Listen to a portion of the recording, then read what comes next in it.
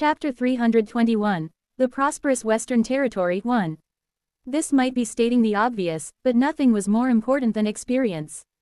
Securing carriages to transport hundreds of students and staff, or finding routes for over 100 carriages to travel. None of these tasks were easy, but this was doable, albeit troublesome for the student council officers who experienced the same thing last year. Even though the destination was different from last year, the southern end of the empire or the western end was all the same. Moreover, the journey from the academy to Chenis was very peaceful, as expected. The procession included not only imperial nobility but also foreign royalty, a future saint, and even the current academy inspector and mage duchess on high alert, so who would dare cause trouble in their territory?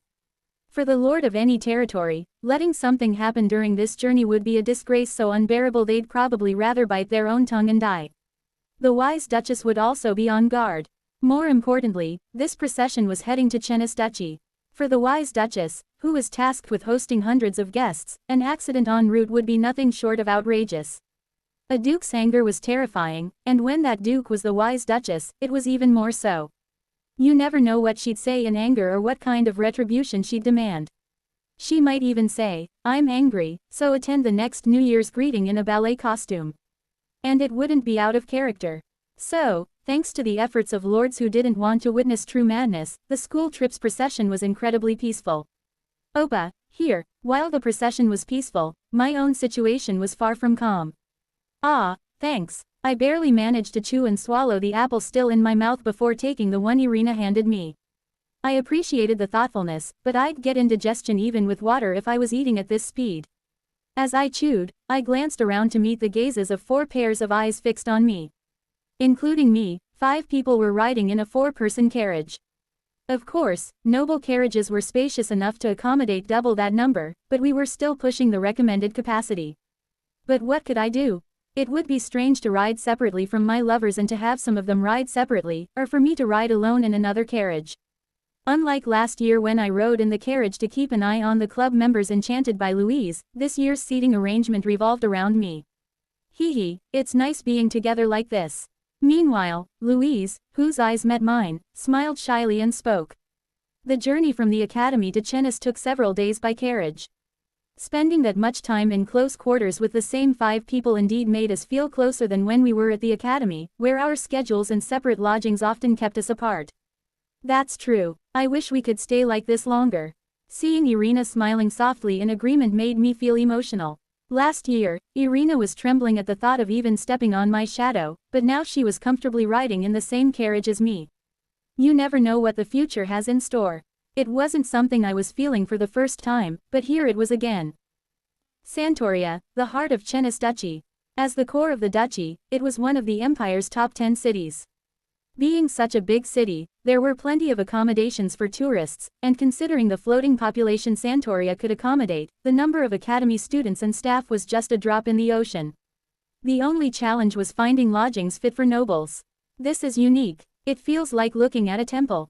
Margetta muttered softly as soon as we arrived at the hotel selected for our lodgings.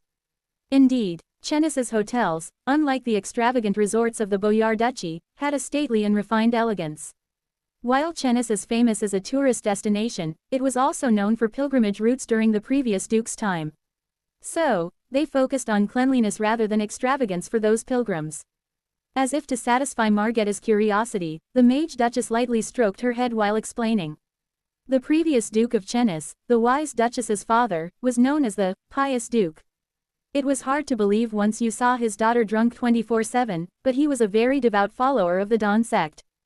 Due to his deep faith, many holy relics were enshrined in Chenis Duchy under the name of the Pious Duke's collection, and there were quite a few places considered as sacred sites.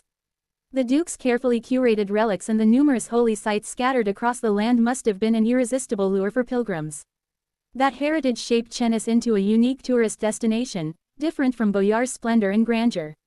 Looking back, it might have been a strategy to avoid outright conflict with Boyar. It was just a shame that the Duke of Chenis today was a figure far removed from piety and faith. It's a bit unexpected. I thought it would be a more lively and flashy place since the wise Duchess rules here. It was a very politely packaged way of saying, I thought it would be more chaotic since that drunkard is the ruler. Both the mage Duchess and I smiled at her kind-hearted comment. She was probably speaking nicely because she knew my aunt was the wise Duchess. There was no need for that.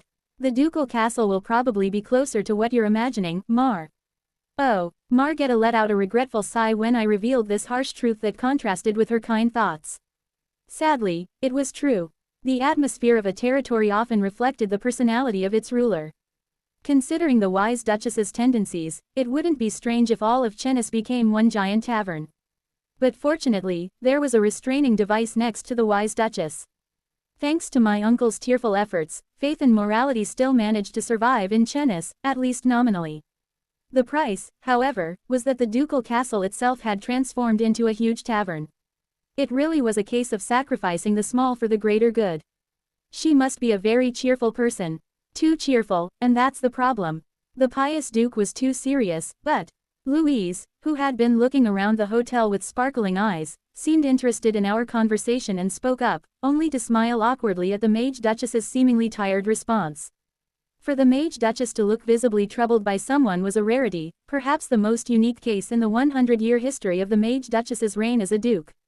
The imperial family would have gone extinct from high blood pressure if there had been several people like the wise Duchess within 100 years.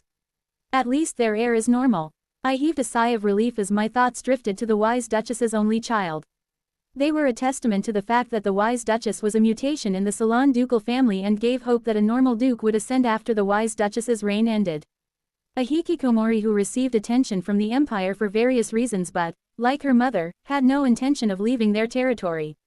Still, since my uncle never expressed any concerns or complaints about her, she was probably not a problematic person. She's probably someone like me. Honestly, I was in no position to criticize anyone for being a shut-in. I was stuck in our family's territory before becoming a civil servant, and I had been cooped up in the capital after that. The young heir probably couldn't come out because she was diligently attending to her duties. As the heir to a dukedom, she must have a ton of work to do. Thinking of it that way comforted me. From the moment the academy procession entered the ducal territory, every movement of the group had been closely monitored. It would be a deep disgrace if my beloved nephews and their companions experienced any discomfort on Salon's territory. That was why I specifically instructed the lords under the ducal family to pay extra attention in supporting the procession. Not that they wouldn't have handled things well on their own, but I couldn't just sit idly by as both an uncle and a member of the Salon ducal family.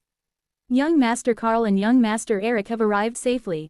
Good work. You may return now. Understood, sir. Fortunately, it seemed that Enon was moved by this, and a vassal waiting at the hotel designated as the Academy's lodgings sent a message that my nephews had safely arrived at their accommodations. I'll see them soon. I tucked the communication crystal in my pocket and smiled slightly. I'd finally be able to spend some quality time with my two nephews after so long. Of course, I saw Carl a few months ago at the New Year's ball, but the Carl I saw then was the prosecutor's office's Carl. Our interactions had been formal and distant due to my position as a duke's partner. Now, however, I could claim the role of a doting uncle who was welcoming his nephews on a trip. Will they like it? At the same time, I felt a bit worried. It had been so long since I'd met my nephews privately that I wasn't sure what gifts to give them. I could at least give Carl jewelry to congratulate him on finding a partner, but it was tricky for Eric. In the end, I prepared a couple of jewelry for him too. He could give it to someone he liked later. If worst comes to worst, I'll just give him gold coins. I've heard that kids these days preferred currency over objects. Eric must like it, too. Just as I was about to get up from my seat, I heard someone running from far down the corridor. Only one person in the ducal mansion would run around so shamelessly.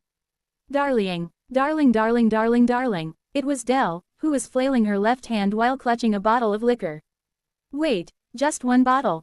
My goodness, I was genuinely moved. It was noon right now. Noon, morning, night, midnight, evening, and dawn were Dell's peak drinking hours. And yet, she was carrying only a single bottle instead of one in each hand.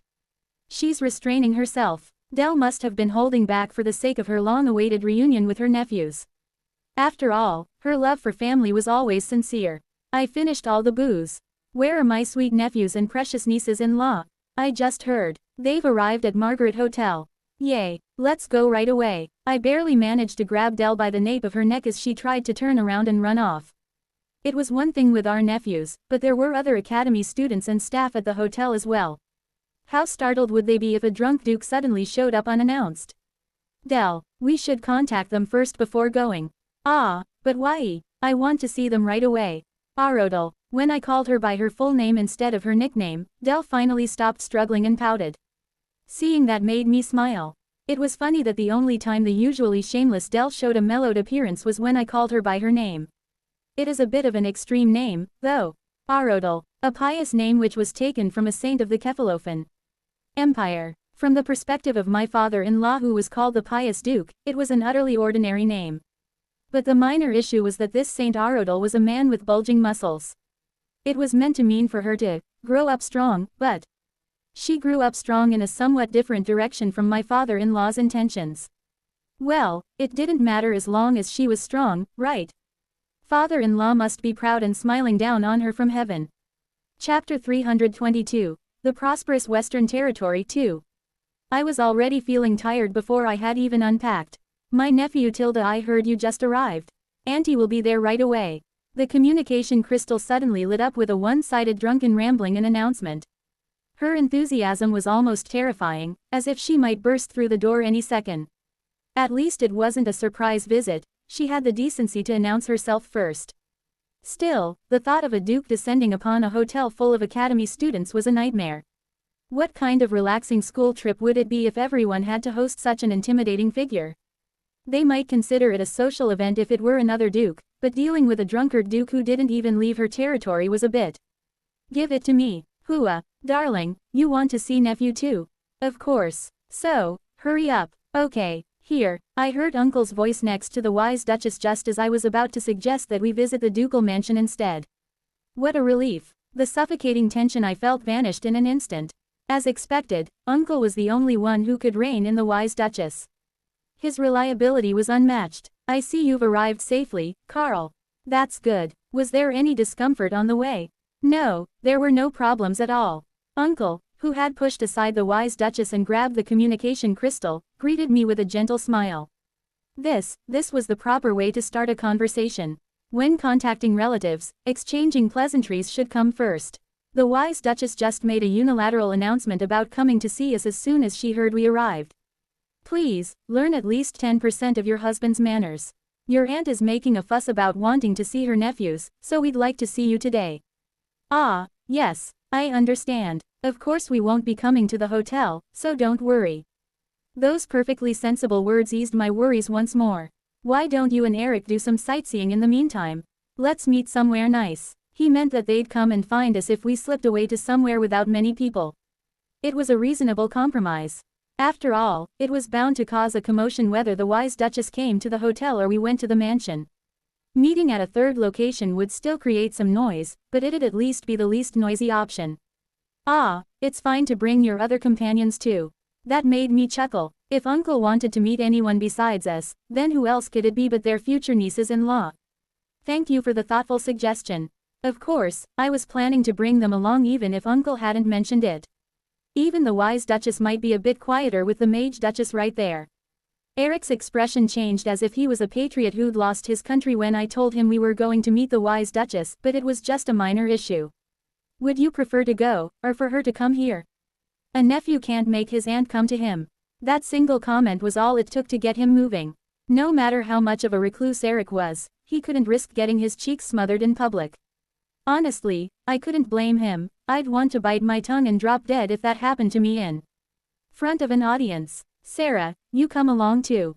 Why yes, me too, I casually suggested to Sarah, who was worriedly watching Eric trudge along like a zombie. I had a solid excuse to invite Sarah since Uncle had specifically mentioned bringing along the future nieces-in-law. While Sarah and Eric weren't officially engaged nor was there any romantic tension between them, that was all the more reason to bring her along. She needs to gain an advantage at times like this. Sadly, Sarah fell behind Countess Horfeld in many aspects, her innate health and the status of her family, for example, things that couldn't be changed through effort alone. That was why we needed to maximize Sarah's strengths when we could. Unlike Countess Horfeld, Sarah could stay by Eric's side. They already know your name. I'm sure they'll be delighted if I tell them Eric's childhood friend has come to say hello. Sarah's eyes moistened at those words. Unlike a certain someone whose situational awareness was on par with an amoeba, Sarah was perfectly perceptive. She likely realized that my suggestion was for her benefit. Yes, I'll get ready right away. I couldn't help but smile slightly as I watched her hurriedly look for her coat. I felt a bit sorry for Countess Horfeld, but what could we do? Sarah needed to assert her own strengths to stand a chance against such a formidable rival. Even if she lost in the end, it was better to fight fiercely and accept defeat with dignity than to surrender without trying. Are you already looking out for your future sister-in-law? The Mage Duchess whispered gently as she watched. I guess it was obvious to others that I was blatantly taking care of Sarah. Of course it was, since I didn't intend to hide it in the first place. But damn it, why couldn't Eric notice even this? I should at least help out if my brother's causing others heartburn. I suppressed a sigh that almost escaped instinctively and answered casually, but it was also sincere. The situation could spiral out of control if I didn't step in, considering Eric's utter lack of awareness. The last thing I wanted was for Sarah, after finally recovering her health, to collapse from stress. If that happened, I wouldn't be able to face Mother, or the head maid. You're a good brother. Someday, Eric will realize how much you've done for him. I really hope so. We went out, but I wasn't sure where to go.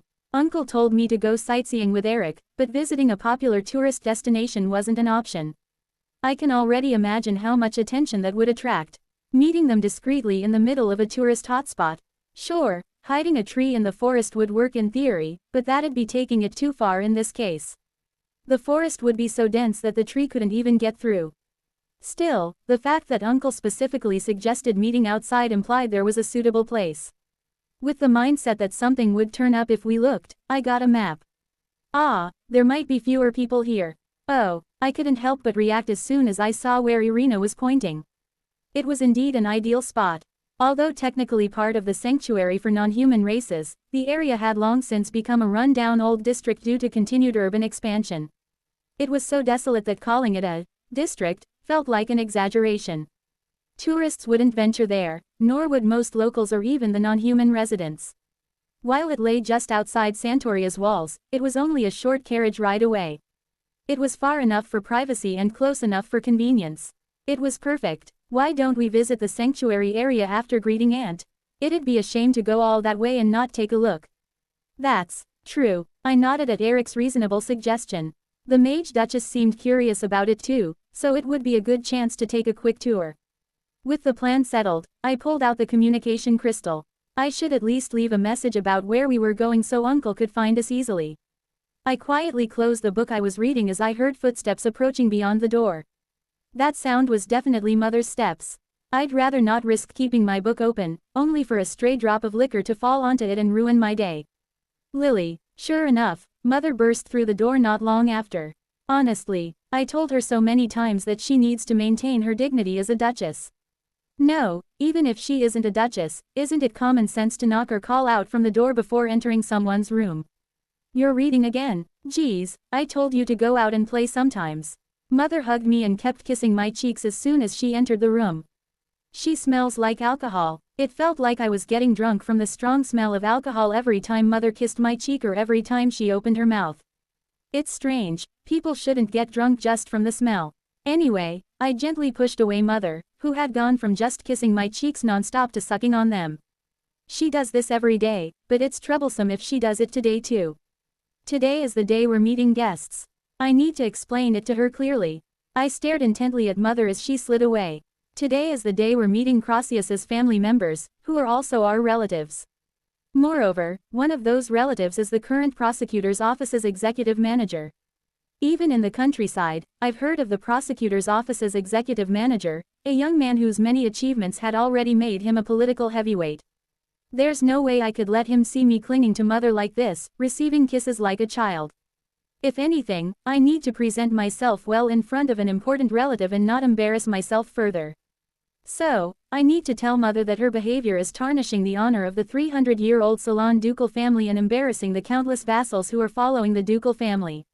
I should also tell her that showing excessive affection towards me is also undermining my dignity as the heir to this noble house. I can do this. Yes, this isn't being cruel to Mother. It's saying what needs to be said for her and the family's sake. So don't hesitate, Liliana Salon. Even if Mother hates me for it, it'll only be for a moment. No, Lily, you can't leave Mommy's arms. She pulled me back into her arms before I could even open my mouth. Mom, I can't breathe." This time, I was hugged so tightly I could barely breathe. Panicking, I even used the childish word, "Mom," instead of "Mother." And that embarrassing word only made her hug me tighter.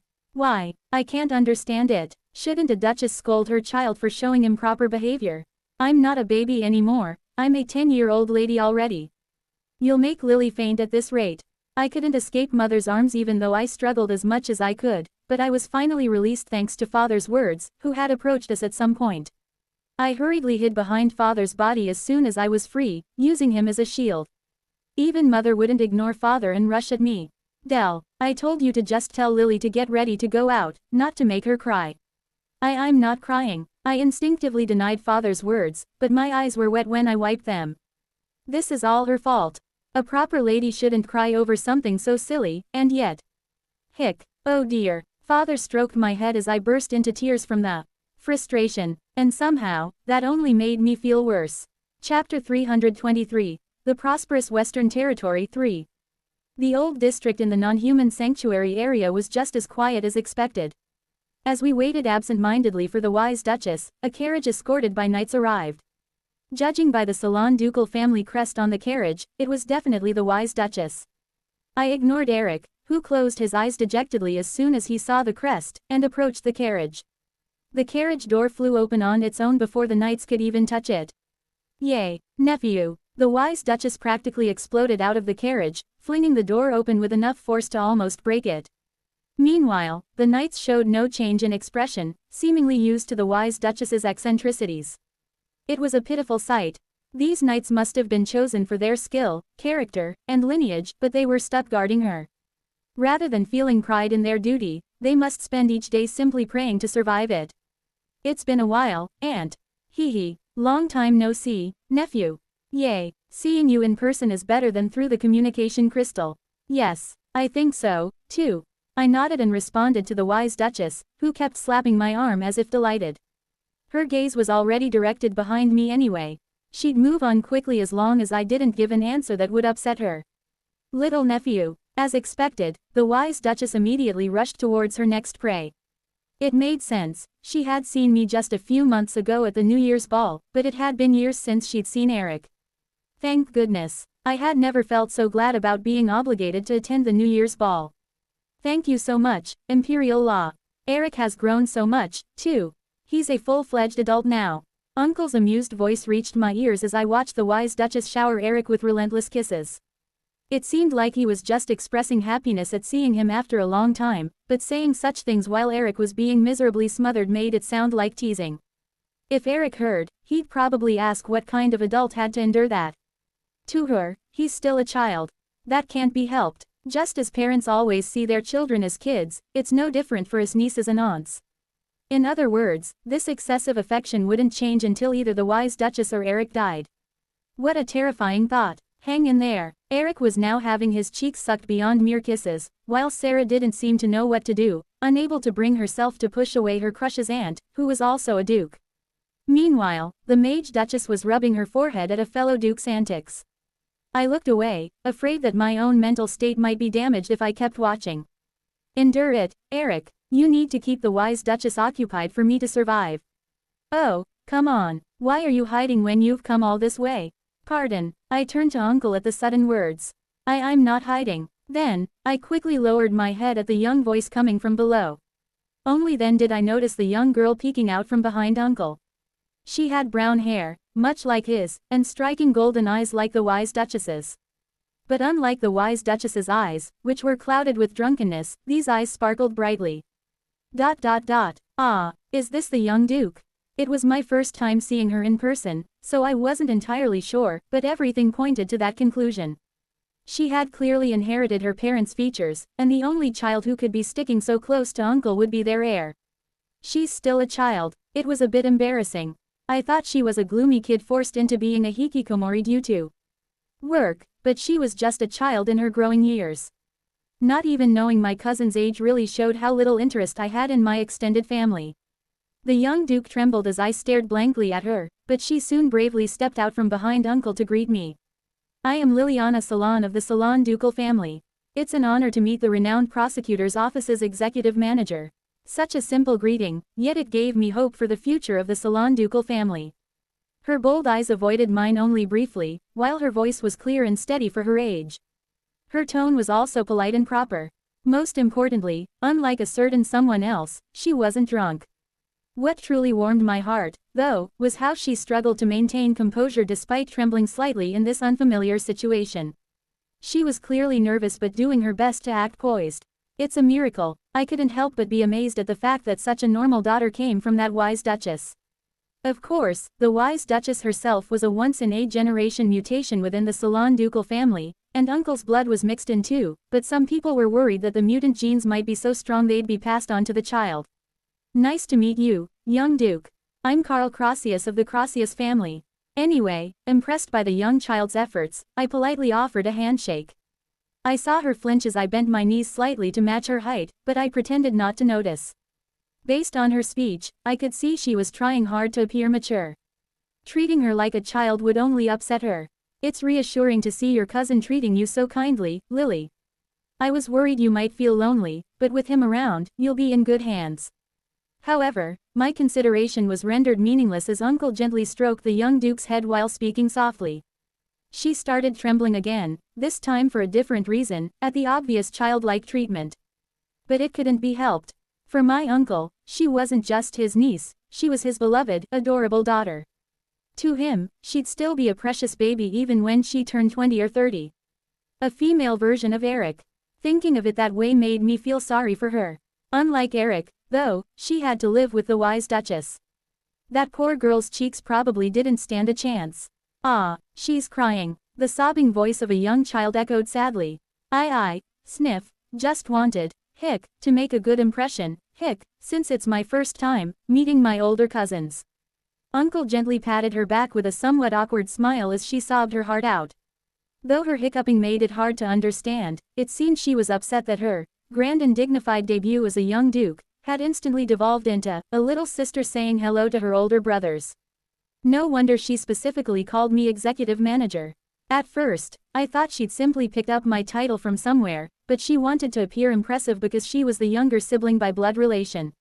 She really is a child. I swallowed the words that had risen to my throat. Lily, if you cry like that, Mommy's heart hurts too. The wise duchess approached the young duke sobbing in Uncle's arms, but the young duke desperately avoided her touch. Strange. Uncle was clearly the one who upset her, but she was avoiding the wise duchess. Did she know that the wise duchess wasn't normal? Her cheeks must really be overworked at home. A lady's age doesn't matter. Treating her like a child, even as her parent, is quite rude. The mage duchess, who had been watching the commotion caused by the little girl with warm eyes, spoke up. It was a thoughtful remark, pointing out that if a little girl tries to act like a lady, her parents should support her rather than simply treating her as an adorable kid. Haha, I was short-sighted.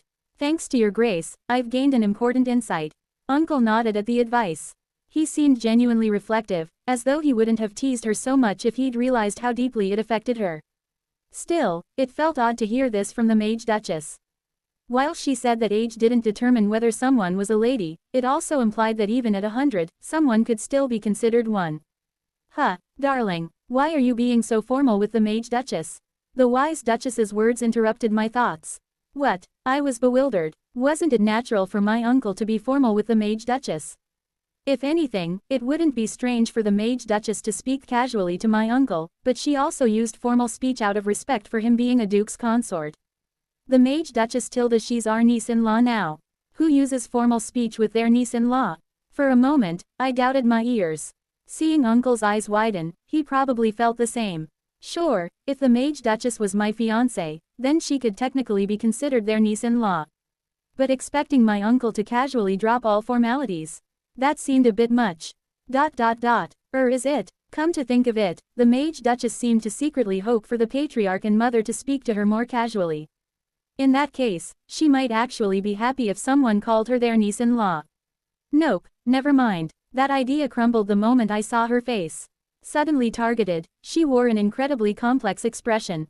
On one hand, being addressed more casually by someone as important as my uncle, her future mother-in-law's brother, was likely a welcome development. However, considering that particular brother's wife was the wise Duchess, she couldn't be entirely happy about it. If she allowed Uncle to speak casually, she'd have to allow the wise Duchess that privilege, too. But banning it entirely would mean forcing Uncle to use formal speech forever. It was a perfect example of life's cruel balancing act. You couldn't gain something without losing something else. Hee. Niece-in-law Tilda, can I speak casually to you from now on? Quote. At those words, the Mage Duchess had the expression of a mathematician witnessing an unprecedented problem. Thanks to Uncle's mediation, we avoided the disaster of the wise Duchess sucking on the Mage Duchess's cheeks. Without him, things might have escalated to that point. Perhaps it wouldn't be an exaggeration to say Uncle was the one upholding the Empire's peace. It's not polite to speak casually when they're not even officially married yet. Ah, I get it. While his mediation was only temporary, it was enough to prevent an immediate catastrophe. Oh right, nephew. The wise Duchess spoke up just as we were about to part ways. Where are you headed now? Since we're here, we thought we'd look around the sanctuary area. Fortunately, it was a normal question, so I answered casually. Then take our Lily with you. Saying that, the wise Duchess picked up the young Duke who was clinging to Uncle and held her out to me. Pardon, our cute Lily Tilda keeps reading books in her room every single day. It makes me worried. No, that's a wholesome and good hobby, so why are you? Besides, was she in any position to worry about others? But now our reliably Tilda nephew and nieces-in-law are here. We can leave her with peace of mind. At those words, the young Duke's eyes began to tremble. It's about time for Lily to experience the outside world. The trembling in her eyes turned to full-blown despair as Uncle, the one person she had trusted implicitly, betrayed her. Stop it, she's going to cry again. Even if we were cousins, it was too much to throw a 10-year-old child among strangers. Chapter 324. The Prosperous Western Territory 4. Watching the little brown-haired chick tremble as she stood there alone made me feel utterly at a loss. They really left her. Thanks to the wise Duchess's suggestion and my uncle's support, the young Duke was abandoned in an instant. Well, she was officially entrusted to her cousins, but it might as well be abandonment from her perspective. Cousins she was seeing for the first time were no different from strangers, after all. Throwing a 10-year-old who liked reading books in her room into the wild was cruel. Did the House of Salon adopt some kind of lion-style parenting? Even lions doted on their cubs, though. Young, hick. I tried to comfort the young Duke, who must be steeped in betrayal and despair, but her response was discouraging. Her already trembling body shook even more and recoiled. Honestly, even I'm scared when you have that expressionless face. Damn it, Eric's whisper from beside me added to my misery. It wasn't as if I was deliberately scowling, this was just my default face. Wasn't that unfair, young duck? Eek. But when Eric tried reaching out to her, she gave him the exact same reaction. So she was not just afraid of me, but everyone. That was a relief. On second thought, maybe it would have been better if she was only scared of me. How were we supposed to look after her when both of her cousins were equally sources of fear for her? Comforting her required at least some basic interaction, but that wasn't going to happen when the both of us were reduced to monsters. What should we do? Should we hide somewhere and watch over her from a distance? No, that might send her into a full-blown panic. Having scary cousins in front of her and then having even those cousins disappear were problems on different levels. She's probably just overwhelmed with cousins she's meeting for the first time. While Eric and I were exchanging awkward glances, Margetta, who had been watching the scene, approached with a gentle smile. The young Duke also showed wariness towards Margetta as she suddenly approached, but it wasn't as severe as the trembling despair she showed us. I couldn't blame her. From her perspective, a bright and elegant woman was far less intimidating than two gloomy-looking men. Nice to meet you, Lady Liliana. I'm Margetta Valenti of the Valenti ducal family. Anyway, Margetta crouched down in front of the young Duke to match her eye level. Was it just my imagination that her smiling and extending her hand looked like a kindergarten teacher caring for a child? And not lady, I'm the young Duke. Oh my, I made a mistake. I'm sorry, young Duke. When the young Duke mumbled a response to Margetta's greeting, Margetta apologized in an exaggerated tone. Oh, the 10-year-old young Duke visibly puffed up with pride. She seemed pleased that Margetta, a lady herself, called her a young Duke. That's right. Young Duke Liliana is the heir to the ducal family. Even a lady shouldn't treat her carelessly. As the Mage Duchess provided supporting fire after noticing this change, the trembling chick suddenly transformed into a chick showing off its wings. She was still a chick, but now she was a proud chick. That's true. The young duke may be young, but she's a proper heir. Except for her grace the Mage Duchess, she's the highest ranking person here. That's amazing. I wasn't nearly as composed at the young duke's age. The young duke puffed up her chest even more as Louise, Irina, and Sarah piled on with obvious praise. For anyone older, it might have felt overwhelming, but she was only 10 years old. Of course I'm amazing. I'm the heir to the Salon ducal family. She boasted in a childish tone, seemingly forgetting the concept she showed when first greeting me. Indeed, 10 years old, it was the perfect age to take others' praise at face value. She's cute. Indeed, I responded without hesitation to Eric's words. It was tricky figuring out how to approach someone who found you terrifying, but this kind of challenge was manageable. The future of the Salon ducal family was truly bright. Thanks to Project Our Young Duke is the best, the young duke's mood improved rapidly. Come to think of it, Margetta probably had quite a few nieces and nephews, so she must be used to handling children. No wonder she's so skilled. Moreover, Louise had a good affinity as a capybara, Irina had a younger sister, and Sarah was eager to get close to Eric's cousin. With all four of them doting on the young duke at full power, the outcome was inevitable. On the other hand, the Mage Duchess had no reason to be familiar with children, but it's impressive how she already carries herself as the young duke, even at her age. She subtly emphasized the word, young duke, to me several times, showing her determination to get used to it. Did she want to create a young duke in the Kotoban ducal family because the Salon family's young duke was cute? Indeed, I hope our child takes after my cousin. Fufu, wouldn't that be nice? So, I gave her the answer she wanted. After all, nobles marrying and having children was the norm, avoiding the topic would have been stranger than addressing it directly. Thus, the young duke, who had taken a direct hit from the wise duchess's madness, had her self-esteem soar with endless praise. And the Mage Duchess, who almost had to speak casually with the wise duchess, smiled with satisfaction at receiving confirmation about the future. Naturally, this elevated the mood of the group. Oh, advisor. The problem was that this elevated mood was in danger of plummeting again. As we moved to the nearby non-human sanctuary area, tourists started to appear one by one. It was only natural for there to be many people at a tourist spot, so I didn't pay much attention. Unfortunately, I spotted club members mixed in with the tourists. You're here, too. We were planning to move leisurely since it's the first day, but Tanyan was insistent on coming here. Rudy's replied with a casual shrug. Following his gaze, I saw Tanyan smiling faintly. There's a religious facility set up in the non-human sanctuary area. It's the only place with religious facilities to guide other races to faith, so I wanted to see it quickly. It was such a devout and logical reason that I couldn't bring myself to argue. If I were a priest, I'd probably want to visit, too. But who is that young lady?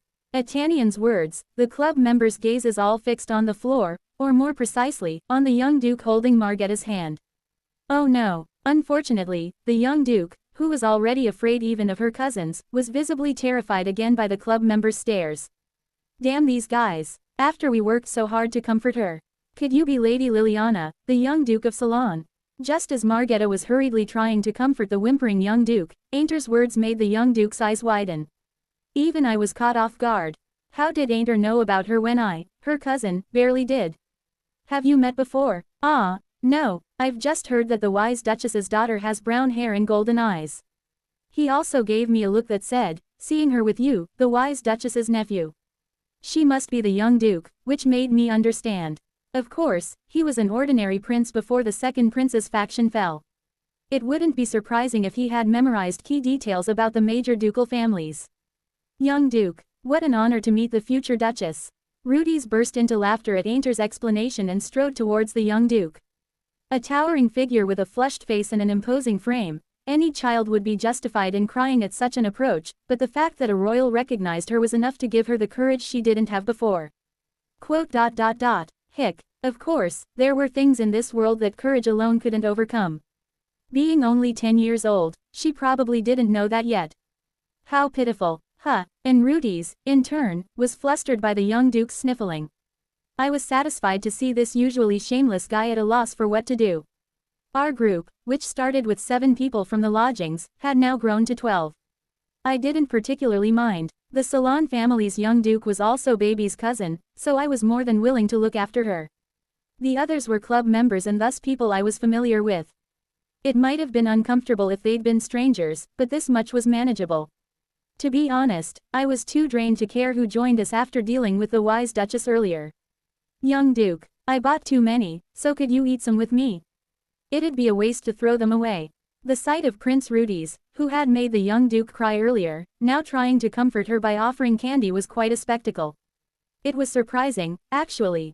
He looked like the type who'd laugh off a child's tears with a comment like, "What a strong cry, you'll make a fine knight someday." And yet, here he was, showing genuine consideration. It seemed that even a blunt man like him had a soft spot for kids. "Oh okay, wasting something you've paid for would be wrong, so I'll accept your request, Your Highness." Her hesitant but polite response made me smile. I wasn't the only one, the rest of the group watching the interaction smiled too, including Rudy's himself.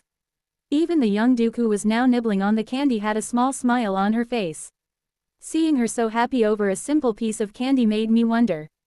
Was the wise Duchess the type to forbid snacks to her child?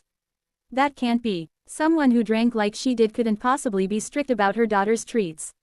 If she was, it would be outright hypocrisy. Then it just meant that this child found happiness in the smallest joys.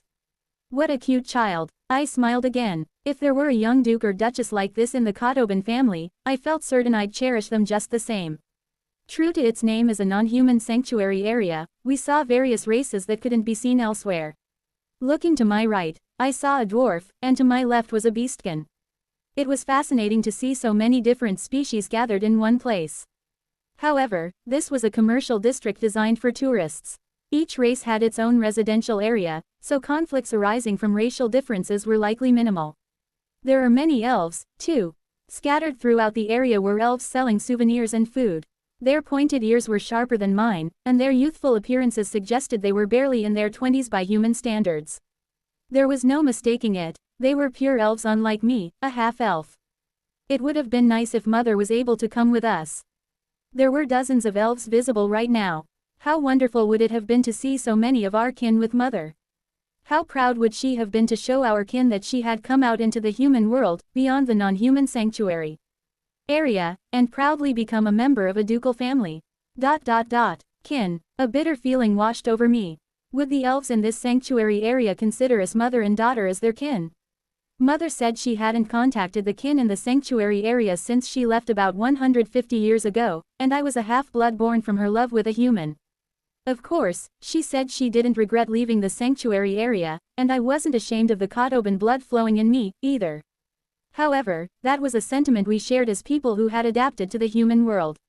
Would our kin, who kept their distance from the human world, think the same as us? I don't know. It was a question that had lingered in my mind for as long as I could remember, one I'd never found an answer to. Perhaps this uncertainty was why I had avoided visiting the non-human sanctuary area until now. But now that I was here, I couldn't keep running from it. Ariadne. I froze mid-step. Oh my, dragging your hair around like a broomstick. It is Ariadne, isn't it?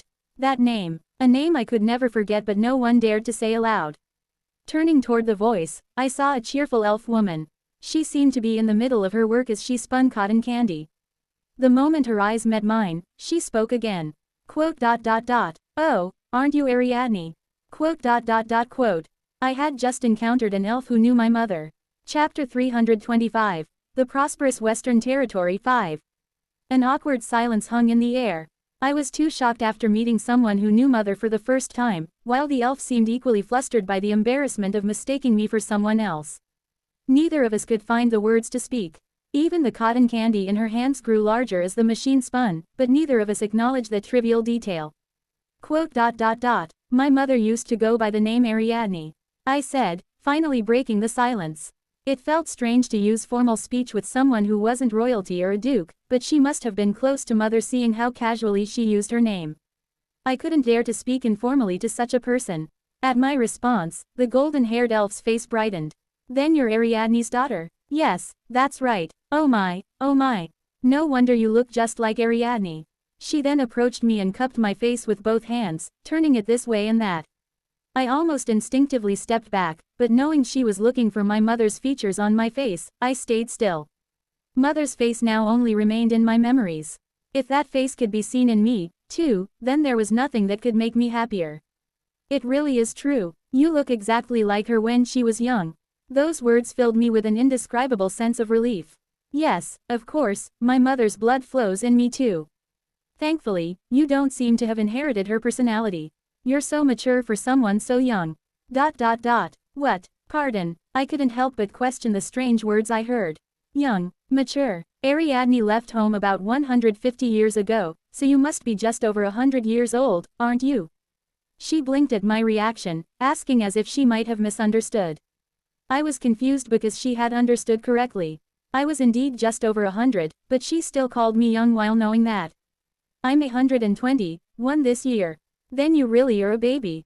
No sooner had I finished answering that she started vigorously touching my face again.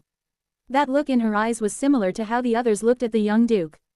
Starting with Rudis's candy, then Lather's ice cream, Tannian's chocolate, Ainter's chocolate cookies, and so on. All sorts of snacks were offered to the young Duke. The young Duke smiled brightly each time a new tribute was presented. Her innocent smile melted the expressions of everyone in the group. Please grow up just like this. If she were to turn to the dark side during puberty, not just the Salon ducal family but the entire empire would fall into despair. What's going on? That was when I noticed something unusual. Dozens of elves were gathering in one place. Even the elves from the shops we had been browsing were passing us by, heading towards that concentrated area. What was really going on? Did a fight break out? No, the atmosphere doesn't seem particularly ominous for a fight. Of course, it just has to happen now. An unusual occurrence like this, a gathering of elves, would have been welcome news for the Mage Duchess, who had been secretly looking forward to meeting her kin, but she wasn't here. When everyone's attention was focused on the young Duke, the Mage Duchess had set off on her own to check if there were any magic materials sold only in the non-human sanctuary area. I let her go willingly, thinking she was full of expectation to meet her kin under the pretext of fact-checking, but I would have kept her here if I had known the elves would gather while she was gone. But what could we do? No matter how much we regretted it, a person who was gone wouldn't come back. That was why someone else had to check instead. Louise, I'm going to take a look over there. So I pointed to the concentration area and spoke to Louise, who was next to me. Ah, okay, take care. Louise, who was puzzled at first by my sudden decision to move alone, quickly understood when she saw the elves huddled together. Anyone would be curious about that sight. In fact, Louise looked like she wanted to go too, given how incredibly interesting the scene was, but I ended up going alone. Even if it wasn't a fight, it would be awkward to watch as a group if they had gathered for some negative reason. It was better to check it alone until we understood the detailed situation. And I was truly glad I went alone. My goodness, are you really her daughter? You're not playing tricks with magic, are you? How can you look so similar? Look at her hair. It was just funny when Ariadne had hair like that, but it's cute on a young child. All of you, stop crowding her. What if you scare her? A group of elves was buzzing excitedly around someone, reminding me of how the club members had fussed over the young Duke earlier.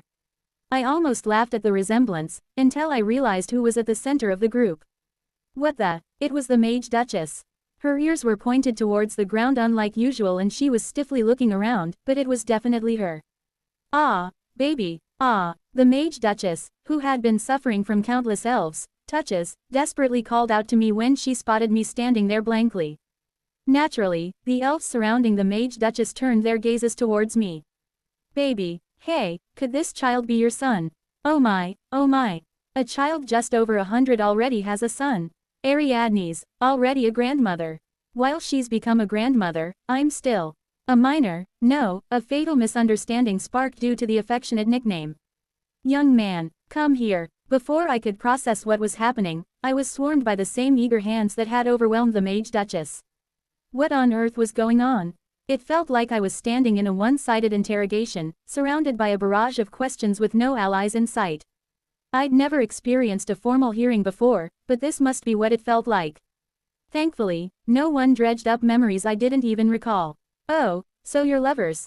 We misunderstood because you called him baby. The misunderstanding was quickly resolved, and the atmosphere soon relaxed. A young one and an even younger one as a couple. How adorable. They're absolutely precious. But wouldn't a hearing be better than being treated like children like this? I was used to being disregarded because of my age, but this kind of treatment was a first. It was crazy. The Mage Duchess, who was over 100, and I, who was just at the edge of marriageable age, were both being treated like children. The mental shock was no joke. Young Duke, was this how you felt? I would never treat you like a child again. I'm sorry, but where's Ariadne? No matter how mature the children are, how could she let them wander around alone? I saw the Mage Duchess flinch as a blonde elf spoke with her arms crossed. Mother has passed away. Huh, leaving just you two. That girl, if she came this far, she should at least show her face. I felt cold sweat at the elf's words, which clearly showed her disappointment. She hadn't meant, left, in the way the Mage Duchess did. She has returned to Innan's side. After a moment's hesitation, the Mage Duchess's answer was followed by a chilling silence. Well. Fortunately, awkwardness had a power that transcended race. I was worried that long-lived races might have a different mindset about death compared to humans, but it seemed that wasn't the case. Ariadne is gone, but from that blonde elf's perspective, the Mage Duchess's mother was a friend. No one would be okay after suddenly hearing that a friend they'd lost contact with had died. The shock seemed to be the same for the other elves, as they all looked visibly perplexed.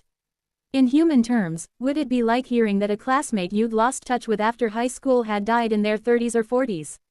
I couldn't even begin to imagine. Excuse me, child, when exactly? A red-haired elf spoke very cautiously.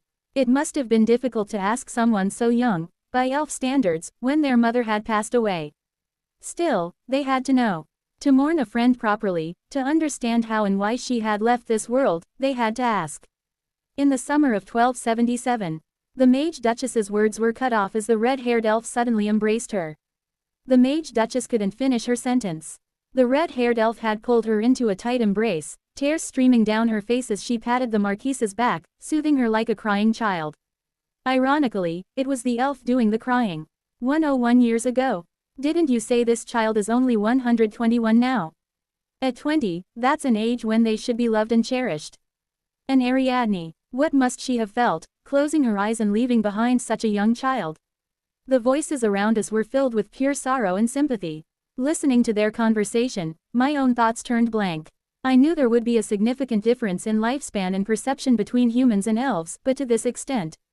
To treat someone in their 20s as a little child who should still be cuddling with their parents. Insane. It was confusing. Moreover, elves didn't even grow slower than humans. Even pure-blooded elves were physically mature at 20, weren't they? Yet they still treated them like children. Of course, I wasn't in a position to say anything since I haven't lived in an elven society. You must have gone through so much. Losing your mother at the age when you should have been most loved, and living alone for 100 years. Anyway, the Mage Duchess also seemed confused by the tearful consolation. She'd likely never experienced anything like this before. Her father, who loved her dearly, had passed first, and her mother followed soon after, succumbing to illness. Friends couldn't fulfill the role of adults. Vassals, unless they were exceptionally close, they wouldn't dare sympathize with or comfort a duke. Even if they could, those friends and vassals would have died long before her. In the end, experiencing adults' comfort for the first time in her life, the Mage Duchess quietly hugged the elf back. In the bustling commercial district frequented by tourists, the sight of dozens of elves gathered in one place was enough to draw attention. Add to that their somber expressions and tears, and it was a sight impossible to ignore. Teacher. Moreover, Louise already knew I had gone among the elves. Seeing the elves start to cry must have utterly flustered her. Louise, who had brought the others over like that, witnessed the Mage Duchess being patted and comforted by dozens of elves. Ah, Louise. The Mage Duchess greeted her with an expression of pure embarrassment. Her dignity as a master hung by a thread, but thankfully, her towering reputation held firm, barely. Oh my, are these your human friends? Or not? Could she not withstand it? It must have been hard adapting to the human world, but look at you, making friends. How wonderful. Really, I'm sad that the child seems to have grown up too quickly. I quietly closed my eyes at the elves, consecutive additional damage. The person respected as the oldest and pinnacle of magic in human society was being treated like a pitiful child here. At least this is happening in the sanctuary area. What would have happened if elves were spread throughout the continent instead of just in the sanctuary area? Chapter 326. The Prosperous Western Territory 6. Fortunately, the Mage Duchess's dignity and honor could be preserved. My goodness, look at this child. She's so tiny. She must have been born not long ago. How cute. The appearance of a real child of 10 years old overshadowed the child, who was over 100 years old. Just as humans cooed over tiny Shih Tzu puppies, the elves were now showering their attention and excitement on the young duke. The fact that she belonged to a different race proved irrelevant in the face of such overwhelming cuteness. Hey, do you want to try this? The young duke trembled while tightly holding Marghetta's hand like a lifeline. The blonde elf, who was watching her fondly, showed her a huge cotton candy. Seeing the pink fluff, the young duke's eyes widened, but she quickly tried to compose herself. Of course, that was only by her own standards. To others, it looked pretty much the same. I'm the young duke of the Salon ducal family, Liliana Salon. I'm not a little girl. No one had actually called her a little girl, but her overly formal introduction to elves she'd never met was overflowing with childlike innocence. It was just sad that she herself didn't realize this. Anyway, the blonde elf, who was looking at the young duke as if she were cute, smiled gently and bowed her head slightly. I'm sorry, young duke. I didn't mean to offend someone who will one day rule this land. Please accept this as an apology gift. Respectful words from a non-human being and a polite acknowledgement of her future status were enough to quickly improve the young duke's mood. Moreover, the tempting pink fluff had been transformed into an apology gift, which must have made her happy. While everyone's attention was focused on the young duke, who was putting the cotton candy in her mouth with sparkling eyes, the red-haired elf who had hugged the Mage Duchess quietly spoke up. Have you met any other elves besides us? At those words, the Mage Duchess shook her head. Officially, the sanctuary area was the only place where other races resided in Imperial territory, and this was the Mage Duchess's first visit to the sanctuary area. Naturally, she hadn't had the opportunity to see other elves. No, I haven't seen any yet. Then you haven't met Lady Rafaela either. The red-haired elf then stroked her chin as if deep in thought.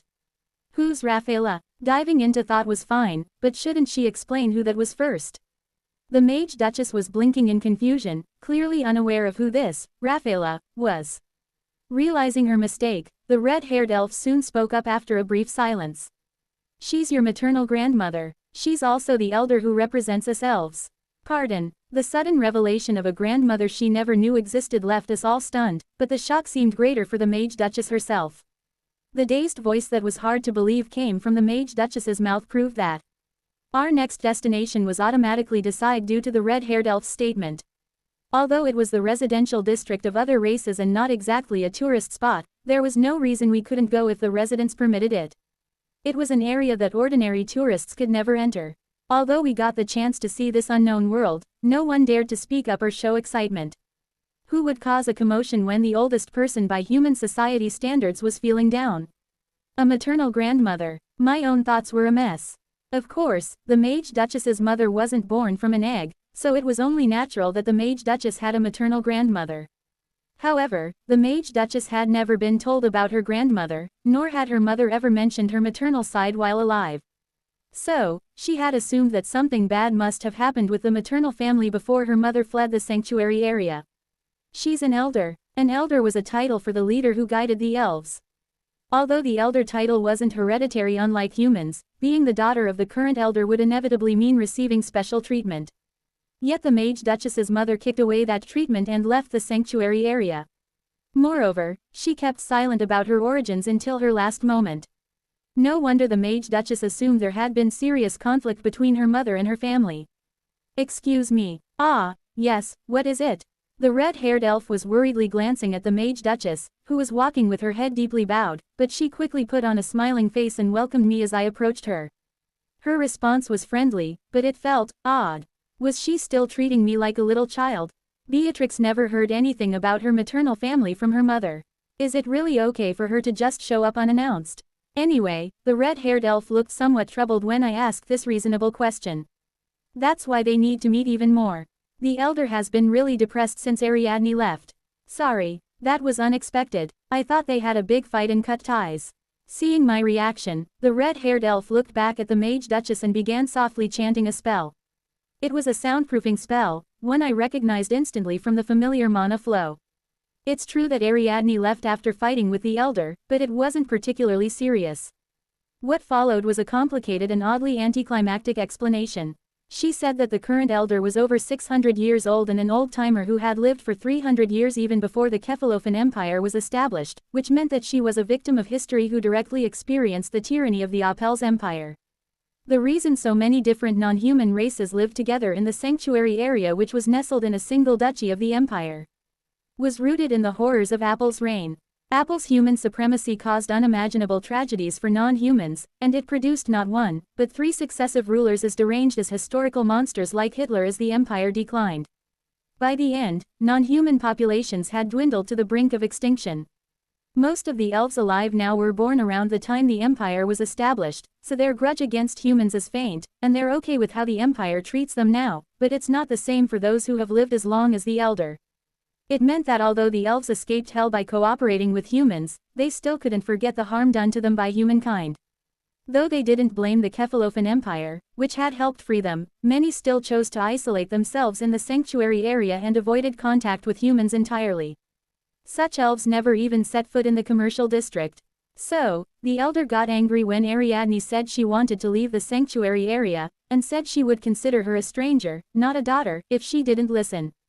And she left. Yes, hasty words spoken in anger had turned literal. Ariadne had left, severing her bond with her mother completely. The Apelles Empire's legacy continued to wreak havoc even after its fall. What a truly remarkable and tragic level of destruction. The elder couldn't go after her personally because she's responsible for the race, and she's not cold-hearted enough to push other kinsmen into the human world just to catch her daughter. So, she's been suffering in silence until now. The red-haired elf sighed again, her expression full of worry. How could she be at ease when she had to inform the elder, who had been suffering like this, that her daughter had died? Anyway, now that I understood the general reason, I thanked the red-haired elf and approached the Mage Duchess. The red-haired elf looked expectant, as if hoping I would explain everything well to the Mage Duchess, but that's how it is. There was no need for that. With just this short statement, the Mage Duchess nodded silently. The elves in the sanctuary area might not know, but using magic in front of the Mage Duchess was meaningless. In fact, how could these elves have imagined that the little child Ariadne left behind would grow up to be the pinnacle of magic? The elder must have been suffering a lot all this time, and hearing that her daughter has passed away will be a huge shock. I suppose so. The Mage Duchess barely opened her mouth to respond to my added explanation. It was so pitiful. What must it feel like to meet your grandmother for the first time only to deliver news of your mother's death? Beatrix, I know it's a lot to ask, but when you meet the elder, you don't have to say it. I know. As her granddaughter, I'll do my best to offer her comfort. I tried to speak as carefully as possible, but the Mage Duchess nodded as if she understood everything. Although she was in the position of having to deliver a terrible message, she needed to comfort the elder as the granddaughter left behind by her daughter. That was the Mage Duchess's best effort. This is just unbearable. Seeing the Mage Duchess like this made me feel even more sorry for her. Fortunately, the elves we saw in the commercial district had no hostility towards humans and treated the mixed-blood Mage Duchess warmly, but the elder, still harboring deep resentment, might not be so welcoming. What if she viewed the Marquis as a half-breed, a tainted remnant of her daughter's defiance, like in the novels? Or worse, as the offspring of a plague that had stolen her daughter away? Either way, it would be painful.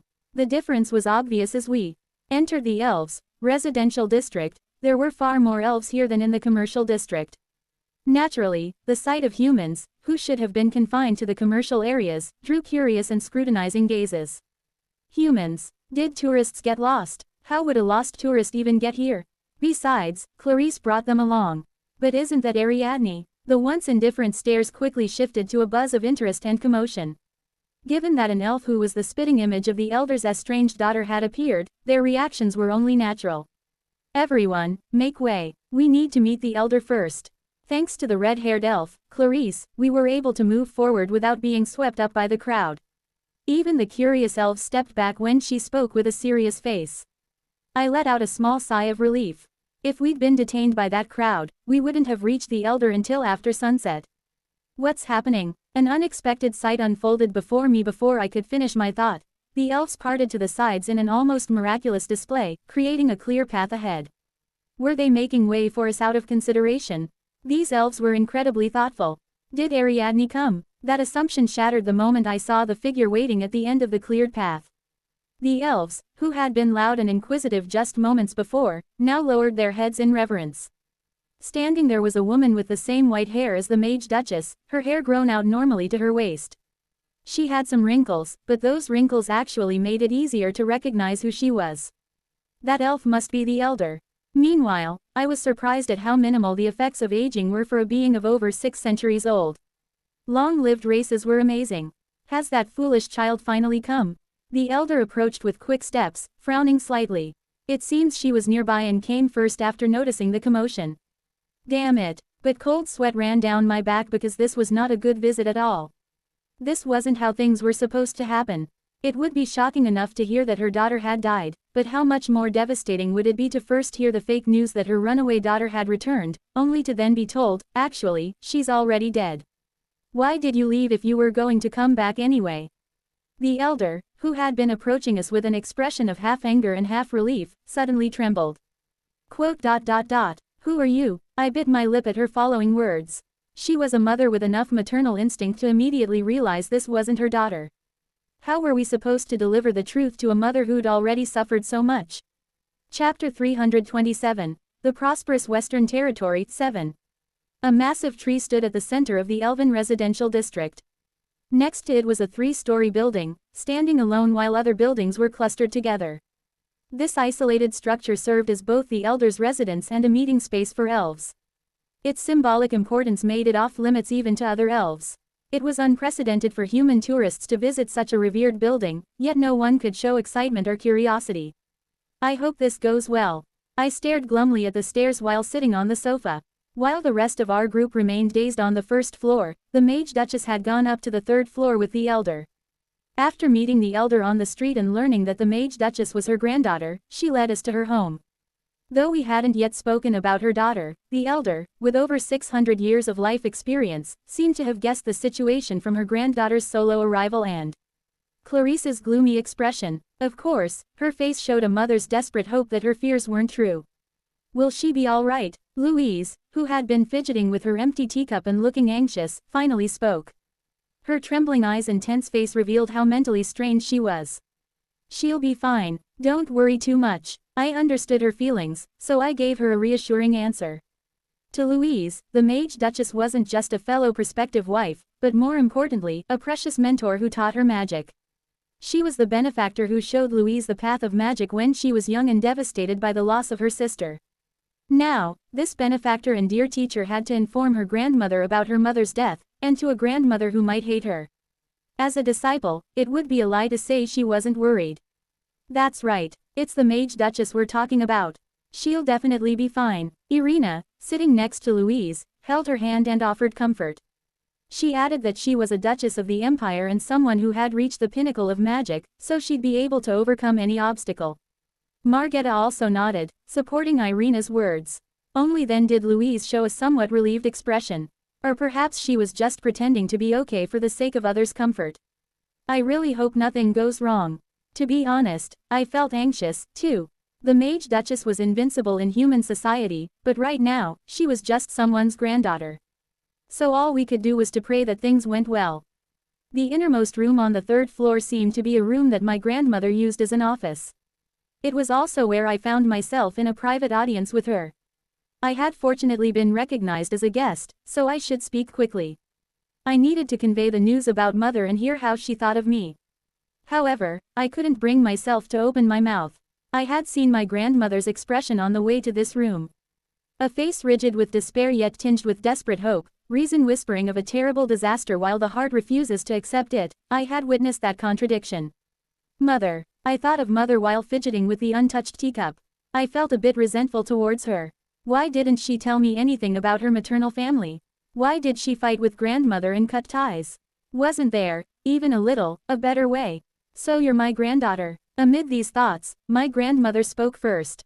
Yes, my name is Beatrix. I answered politely, bowing my head, but silence fell again. Of course, that was only natural. Having confirmed that I was her granddaughter, she should ask about her daughter who wasn't here, but the answer that would come was all too obvious. So how could she dare to speak? If she asked, only to have her fears of her daughter's death confirmed, so how could she bear it? Where is Ariadne? Yet my grandmother voiced the terrible question. Whether out of a sense of duty as a mother to accept her daughter's death, or clinging to hope that her daughter might have a reason for not coming, either way, it was a question that required considerable courage. Sadly, I had to repay that courage with despair. She returned to Enan's embrace 101 years ago. I squeezed my eyes shut as soon as I said those words. I couldn't bear to see my grandmother's expression upon hearing my answer, nor did I have the courage to face her potential resentment. The silence that followed was again broken by my grandmother. "I see." A calm, or rather, a feigned calm, short response came. However, the moisture and emotion mixed in that response were far from calm. She ran away from her mother's arms, only to leave forever. The words that followed couldn't even contain her emotions. With each word my grandmother spoke, the longer she talked, the more emotions contained within exploded out. She drove a nail into my heart when she left, and now, not only has she not removed it, but she's driven in something even worse. It was heavy. Each word from my grandmother felt like it was weighing down on my shoulders. I couldn't raise my head like her, so I kept it bowed. Of course, mother's passing was a sad misfortune. I too was a victim who lost mother, and this misfortune was not my fault. My grandmother and I were comrades who lost the same family member, not in a relationship of perpetrator and victim. But why? Strangely, I felt like I had become the guilty one. For me, a granddaughter she'd never met before, to deliver news of her daughter's death to someone who hadn't seen her daughter for 150 years, and whose last conversation with her was an argument. This itself felt like too great a sin. "I hate humans." And with those words, my body froze. My grandmother couldn't help but harbor resentment towards humans. Meanwhile, mother left for the human world despite my grandmother's objections, and I, whose human blood flowed through my veins. My husband met his end during the Apels era. Not just my husband, but most elves departed on that long journey then. I bit my lip gently. I knew from history that other races suffered countless losses during the Apels Empire period. I'd heard before coming here that my grandmother had also been a victim, but I hadn't realized that loss included the death of my grandfather. Even the world tree, given to us by our god, burned. Our spirit friends never showed themselves again, and the fairies fell, weeping. I knew this too, the world tree that elves cherished like life itself, the spirits and fairies who were the elves' friends. All of it crumbled at Apple's hands. Of course, I know the current empire is different from Apel's, but a moment of good fortune doesn't erase all the past misfortunes. Yes, that's right. Thank you for understanding. A voice with a faint trace of a smile. But my grandmother's words were absolutely not something to smile about or brush off casually. Although they benefited from Kefalofen, the period of suffering under Apels was too long to forget the pain inflicted by humans just because of that. So while she might not resent Kefalofen, she had no desire to associate with humans again. That's why I tried to stop Ariadne from going to the human world. Not all humans are demons, but there's no guarantee she'd only meet kind ones. I didn't want her to harbor the same hatred I do. And that resolve led to concern for her child. Having lost her husband to humans, she worried her daughter might also fall victim to them, or that her daughter might come to hate and fear humans as a race. These worries were enough for my grandmother to try to stop mother. But she failed. With final, harsh words that declared she'd treat her as a stranger if she didn't listen, the two parted ways. In the end, it came to this. The maternal love that hoped her daughter wouldn't get hurt went unrewarded. What should I do in this situation? Should I comfort my grandmother as her granddaughter? Or should I bow my head as a sinner with human blood flowing through me? I don't know. No matter how much I think about it, I don't know. If only my grandmother had blamed me, perhaps I would have felt more at ease. Child, my foolish thoughts crumbled as soon as my grandmother spoke. Now that I faced the possibility of actually being blamed, fear outweighed any sense of ease. Can you tell me how Ariadne lived? What you remember is enough. A gentle smile, a voice on the verge of tears. I could only nod quietly at that pitiful contradiction. Grandmother's request was her natural right as a mother, after all. I told her everything I remembered. What clothes mother liked to wear, what food she enjoyed, what weather made her happy, and what hobbies she pursued. How she was kind to the family's servants, loved her husband, was affectionate to her daughter, and respected her mother-in-law. That although her race was different, it didn't become a barrier. That she was a beloved figure to the ducal family and duchy.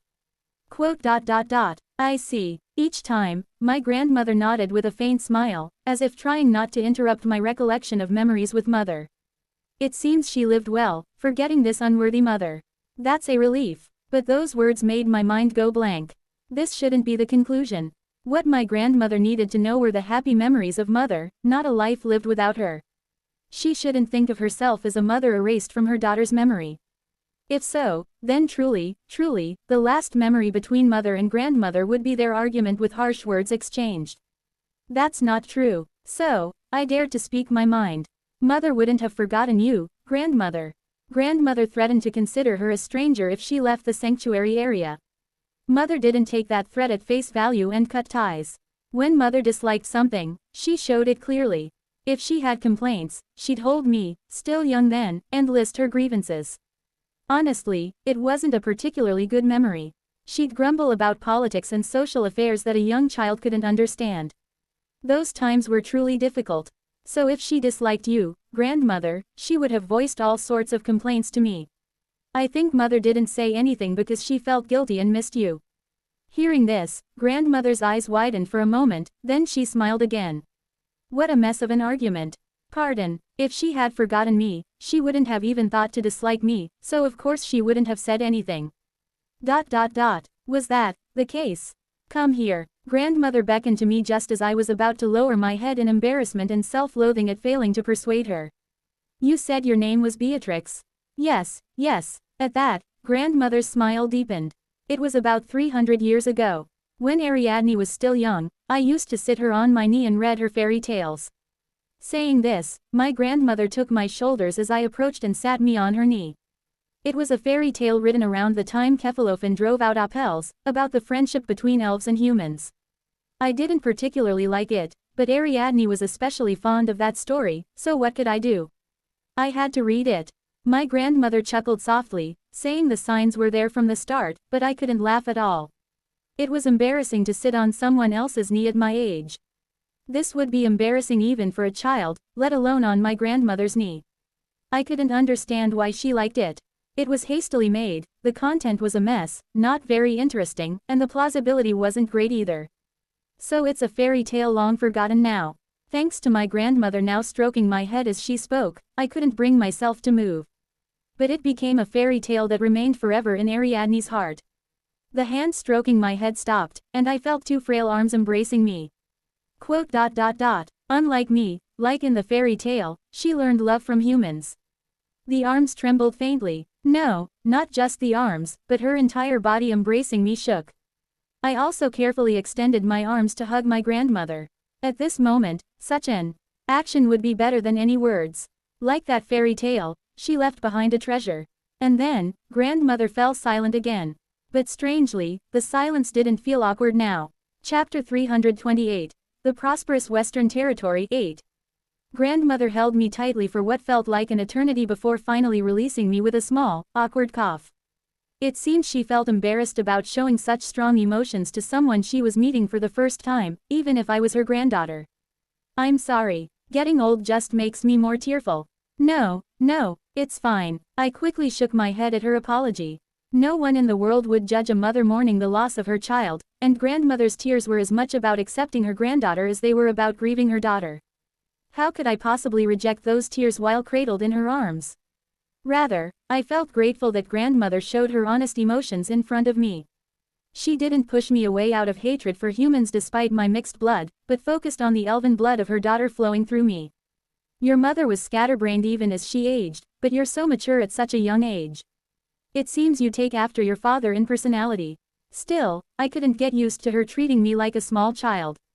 I'd dealt with similar treatment from my kin before arriving here, but being doted on by someone with visible wrinkles and kind, aged eyes made me feel like a toddler all over again.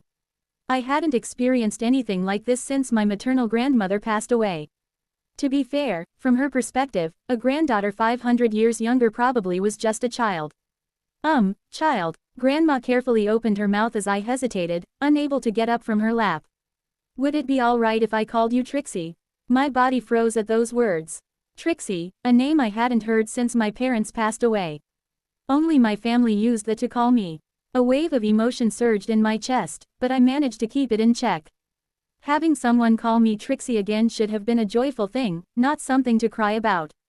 Yes, grandmother. You can call me grandma, too. I will, Grandma. Grandma beamed at my response. I probably had the same expression. I found my grandmother after 121 years, and Grandma gained a granddaughter. But something felt off. Did she really see me as a crawling baby? I started hoping for grandchildren around when Ariadne turned 200. What name to give them, what clothes to dress them in, how to teach them. Just thinking about that made the months fly by. Her words were heartwarming and deeply moving, but I could barely focus on them right now. You already have a pretty name and seem to have grown up well, so I have no complaints, but this is the one thing I regret. All my energy was focused on my eyes, so my ears weren't functioning normally. Specifically, on the clothes Grandma held up with a bright smile. The extraordinary clothes that stole my gaze were baby clothes Grandma made herself to dress her grandchild in. Actually, I could look at baby clothes with a smile. Clothes for small children were inevitably small, and clothes too small for anyone to wear only evoked cuteness. I might have even laughed, imagining how adorable they'd look on a small child. I didn't want to interfere with young people these days, so I just made clothes, and they piled up like this. The problem was that the variety of sizes in the pile of clothes she showed was startling. They ranged from baby-sized garments to outfits for toddlers, and even dresses that could fit a fully grown adult. Yes, Grandma was holding baby clothes that a fully grown adult could wear. Oh no, my head spun. That dress would be horrifying to a teenager, let alone someone like me. I put extra effort into making this, thinking it would be pretty if my grandchild was a girl. But seeing Grandma looking at me with a subtle gaze, I knew it. It seems like I'd have to wear that dress. Panic bubbled inside me. Out of all the clothes, why did she have to hold one I could wear? She even emphasized how much extra effort she put into making it. How could I refuse? Besides, she'd cried earlier, called me Trixie, and also welcomed me into her heart. What should I do? The answer was obvious. She'd be overjoyed if I closed my eyes tightly and said, "Then may I try it on?" I knew that. I clearly knew, but I also had dignity and honor built up in human society. Quote. Do you not like it? It's so pretty. May I try it on right away? Come to think of it, I'm in elven society now. Let's temporarily abandon what I've built up in human society. The sound of footsteps echoed from the staircase as we struggled to keep the conversation alive, feeling like we might dry up and die if we kept our mouths shut. The conversation stopped instantly, and all eyes turned to the stairs. It was natural, given that everyone's interest and concern were focused on the Mage Duchess. Even the young Duke was just sipping her juice, seemingly feeling the tension. But only the elder came down from the third floor. We avoided the worst. I felt relieved. I didn't know the details, but we had avoided the worst-case scenario if the Mage Duchess was still upstairs. It meant they were having a normal conversation without her being chased out as a granddaughter. Which one of you is Carl? Ah, that's me. Moreover, the fact that the elder was looking for me, the Mage Duchess's lover, suggested that the situation was closer to positive than negative. She wouldn't be looking for anyone if it were an expulsion order, and she would have addressed everyone if it were a threat. Come up for a moment. The elder turned on her heel after saying that. She didn't seem affectionate, but she didn't feel hostile, either. She felt just like a civil servant dealing with a complainant. That was enough. Being treated neutrally by someone who might hate humans was more than generous treatment. No, considering this was our first meeting, it was nothing short of a miracle. I heard it from Trixie. You're in a committed relationship. Yes, that's right. I quickly nodded at her words as I followed her up to the third floor. At the same time, I couldn't help but smile. If she was calling the Mage Duchess by her nickname, it meant we hadn't only avoided the worst but achieved the best possible outcome. I'm not entirely pleased with it. I quickly managed my expression again. Of course, having a human as the Mage Duchess's partner was an entirely different matter even if she was accepted as a granddaughter. If anything, having recognized her as a granddaughter might make the elder more scrutinizing towards the person who would be by her side. But I don't have the right to interfere in your relationship. I couldn't offer that child any help, while you provided comfort. However, her next words surprised me a bit. A family elder not interfering in her granddaughter's marriage and setting aside racial sentiments. Just based on what she was saying, she seemed more open-minded than most humans. Was she really someone who hated humans? Trixie finds comfort in you, so I'd like to ask a favor. Please, ask anything. I'll do my best. For someone who had suffered at the hands of humans, lost a daughter who married one, and yet still accepted their granddaughter's choice to be with me, a human, this level of open-mindedness was extraordinary. How could I not do anything for an elder who had made such a decision? Even if it meant giving the wise Duchess a piggyback ride, I'd do it without complaining. I think it looks very pretty on her, but Trixie seems embarrassed. I think she'll only come downstairs if you convince her she looks good. Pardon, what was that supposed to mean? Is she embarrassed? Did she put on some kind of traditional elven makeup? No, even so, the Mage Duchess wasn't a toddler to be embarrassed by such things, right? The answer became painfully clear the moment I saw the Mage Duchess wearing a pink, frilly dress. Ah, baby, this, well, the Mage Duchess froze and stammered as soon as our eyes met. I see, I understood. She wasn't a toddler, but she was being treated like one. That was enough to make anyone feel mortified. She honestly looked cute, but I held back from saying anything since it felt like she might bolt straight through a window and run away if I did. I pretended not to see the twin tails, too. Fortunately, we were able to calm the elder's desire to show off her cute granddaughter. Elves might have all cooed over the Mage Duchess, but there were over 10 humans right downstairs. While Beatrix may be a cute child to the elder in elves, she's highly respected in human society. Respected? This child, when she's barely over 100. There are many humans who don't even live to be 100. The elder was culture shocked to learn that her cute granddaughter was considered the oldest living person by human standards. Still, it seemed her experience of cooperating with humans during the Empire's founding era hadn't completely faded, and she reluctantly accepted it for the sake of her granddaughter's dignity. But still, she's only just past 100. That's like being just over 10 years old in human terms. Still seeming regretful, the elder muttered as she went downstairs. This is the difference between races. It was dizzying. I occasionally felt the racial difference with the Mage Duchess, but facing a pure-blood elf made the gap feel this wide. From now on, I think I should just accept whatever the Mage Duchess did. Was this what they called shock therapy? No, that's not it. Huh, the Mage Duchess shook her head while holding my hand. I was only more confused by this sudden statement. I'm not just over 10, I'm over 20. Since I'm mixed blood, it's not 10% but about 20%. Quote. I was momentarily at a loss for words. Judging by her earnest expression, this wasn't a joke to lighten the mood. And given her immediate rebuttal, it wasn't an impromptu excuse, either. She must have sincerely thought this way all along. I see, so the Mage Duchess thought of herself as 24 years old. That would have been dangerous if it was 10%. I replied, choosing my words carefully. If that was what my future wife thought, then so be it. I went outside after finishing my conversation with Trixie and that boy called Carl. I did encounter the humans on the first floor, but they were guests invited by my kin and Trixie's friends. I couldn't treat them unkindly, so I told them to make themselves comfortable. A granddaughter. Getting some fresh air seemed to clear my head a bit. News of my runaway daughter's death, and the unexpected appearance of a granddaughter. These events were too shocking to experience in a single day. Is the world changing? I couldn't help but chuckle at the thought of my granddaughter carrying human blood, and even loving a human. An elf who suffered at the hands of humans falling in love with a human. It was truly like a fairy tale. What should I do? I muttered while looking at the sky. Our elven mother and the great god who gave us the world tree. And, the world tree, the only means of communicating with that mother. I had always missed them, but I had never wanted to see them as desperately as I did today. Auntie, are you crying? Are you crying? As I stared blankly at the sky, a few fairies hiding in the trees flew out and circled around me. How could I have worried even these little ones? It felt embarrassing. I told you not to come out. Still, I needed to scold them when necessary. Their numbers had already dwindled since the world tree burned. Who would take responsibility if they showed themselves and something bad happened? But, look, there's God's power. We can feel it. ? What were they talking about now? Chapter 329, Divine Trace 1. The elder, who had briefly stepped outside, returned to the house while being accompanied by unidentified flying objects. What are those? I thought they were just large insects at first, given the sizable tree next to the house. It was normal to see flying bugs near plants, after all. But I realized they weren't insects upon closer inspection. They were thumb-sized creatures with wings, but their appearance was strikingly human-like. I almost felt sorry for mistaking them for bugs, even for a moment. I assumed they were insects simply because they were flying around.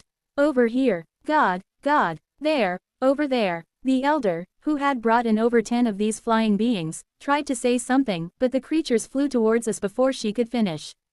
More precisely, they flew towards Tanian and clung to him. Haha, what interesting little ones. Even Tanian seemed surprised by the sudden attack and smiled as if this was a new experience for him. Well, where else could one experience thumb-sized children clinging to your hair or shoulders? It was like something out of a fairy tale. So, what were these things? They didn't seem hostile, so we were leaving them be, but we should at least know what they were. That's rude behavior towards our guests. Come off now. No, Uncle Enen's energy, it's been so long, we missed it. The elder sighed as she watched the scene and tried to reason with the flying creatures, but they shook their heads vigorously and clung tighter to Tanian despite her persuasion. They were just hanging on before, but now they were burrowing into his hair and clothes for protection. It's all right. They seem like curious children wanting to play. It's always a pleasure to play with children. Tanian, caught awkwardly between the two sides, spoke gently with an embarrassed smile. The elder sighed again and stepped back. She couldn't forcibly remove those tiny beings, and there was nothing else to do if the person involved said it was fine. But who are these children? Judging by their mention of Uncle Enen, they don't seem to be ordinary children. Instead, Tanian asked the question we all had. Their overwhelmingly small size, wings, and suddenly calling Enen, Uncle. Even ignoring everything else, Tanian must have been surprised by the term, Uncle Enen. I had no idea, either. They seemed like a different race, but I'd never heard of such beings. Even dwarves, who were smaller than humans, weren't thumb-sized. Besides, dwarves didn't have wings and weren't this cute. Have you heard of fairies? Tanian's eyes widened dramatically at the elder's words. Oh, I think this was the first time I'd seen him so surprised. Before the Dawn sect of Enen achieved religious supremacy, the continent was overrun with countless gods and sects. Among the many deities vying for attention, much like a chaotic spring and autumn period, was a goddess named Constantina. Revered as the deity of flora, she was also celebrated as the mother of the elf race and the one who bestowed the world tree upon them. She was a gentle god who focused on nurturing nature and elves rather than expanding her own influence. As a result, she was one of the first to bow her head as Enen began to rise to dominance. Because of this peaceful surrender, the Dawn sect respected the traditions related to Constantina and the elves, creating a win-win relationship. The Dawn sect even cherished the world tree as a divine legacy. Spirits and fairies were beings that communicated with elves through the world tree. As soon as he heard the word, fairies, Tanian excitedly poured out explanations to the point it was dizzying. Thankfully, it was a topic I was curious about. Otherwise, I would have run away from his relentless enthusiasm. Spirits could use the world tree as a gateway to come from the spirit realm to the human world, and fairies were born from the branches of the world tree and made it their home. According to Tanian, the world tree was a divine blessing, and the era when it existed was a beautiful time when creatures who served the gods coexisted with humans. From a priest's perspective, being able to coexist with beings close to the gods through a tree left by the divine would indeed be a dream come true. It would be visible proof of the gods' existence. But, didn't the world tree burn down ages ago? Quote. At Lather's words, Tanian, who had been speaking joyfully, nodded sadly. The world tree burned spectacularly at the end of the Apel's era. Although it was a legacy left by a god other than Enen, from the Dawn sect's perspective, it was also a legacy left by a god who peacefully accepted defeat. In other words, it was also a symbol of the Dawn sect's victory and tolerance, but the Apel's empire burned it down. As a result, the Pope of that time excommunicated the Apel's emperor. It was also why the Holy Kingdom was friendly towards Kefalofen, who destroyed Apel's. I heard that spirits could no longer appear in the human world due to this atrocity, and fairies lost their home and went extinct. Saying this, Tanian gently stroked a fairy clinging to his shoulder. The fairy grabbed his finger and nuzzled against it. Tanian's expression melted rapidly at this show of affection from a legendary being. They were cute, probably because they were so small. You know quite a bit. The elder, who had been listening silently, nodded. The spirits disappeared when the world tree burned, and the fairies lost their home. Since that day, no new fairies have been born. The elder looked at the fairies with an expression like someone looking at orphans who lost their homes to a natural disaster. She had a face full of pity and compassion. Normally, these children should have fallen too, but fortunately, we were able to create a temporary home for them. You mean you recreated the world tree? Tanian, who had been playing with the fairies using his fingers, spoke up eagerly. If the world tree had been reborn, it would indeed be astonishing. It's embarrassing to call it a recreation when spirits can't use it as a gateway and new fairies can't be born. It's just enough for the remaining fairies to survive. At this firm answer, Tanian's expression turned gloomy again. Right, mortals couldn't possibly recreate a gift from the gods. That was only natural. We're barely imitating the world tree by attaching holy relics left by the gods to a tree. These children have been barely holding on with insufficient divine power, so of course they're excited to meet someone with a strong divine aura. Hearing the specific details made me see the fairies clinging to Tanian differently. They looked like hungry children in an orphanage, welcoming an adult who came to donate food. How pitiful. This was all because of Apels. Why did they have to burn down the innocent world tree? The group's eyes softened dramatically towards the fairies as Tanian and the elder finished their explanation. They were already easy to like because they were small and cute, and now they had a tragic past, too. It was perfect for tugging at the heartstrings. But the fairies didn't allow just anyone to touch them. While they were happy about Tanian's touch since he was a saint, they dodged the hands of ordinary people without divine power. They don't seem to like me. As a result, Louise, who was rejected by the fairies, looked dejected, but what could we do? Considering they suffered because of humans, it was only understandable. That was what I was about to say to comfort her. Until one fairy started hovering near me. The fairy that had haughtily avoided Louise's hand suddenly tilted its head and approached me. But it dodged my hand when I reached out, and it approached again when I withdrew my hand. I couldn't figure out what it was doing. It wasn't like we were playing some kind of push and pull game. Do they like you, Oppa? I don't think that's it. I shook my head slightly at Louise, who asked enviously. If they liked me, they would have clung to me like they did with Tanian, not keeping their distance like this. After circling around me for a while, the fairy pointed at me and shouted. Sky Lady, Sky Lady, ? Lady. I was confused. Did fairies have a habit of switching genders when addressing people? But before I could solve this puzzle, all the fairies' gazes fixed on me. Lady, really, Lady, it's been a long time. It was a bit too much. The fairies that had been circling around Tanian and even those sitting on his body flew towards me. It was confusing to have more than 10 of them suddenly rushing at me. So this was how Tanian felt earlier. Lady, it's true, it's really that lady's energy.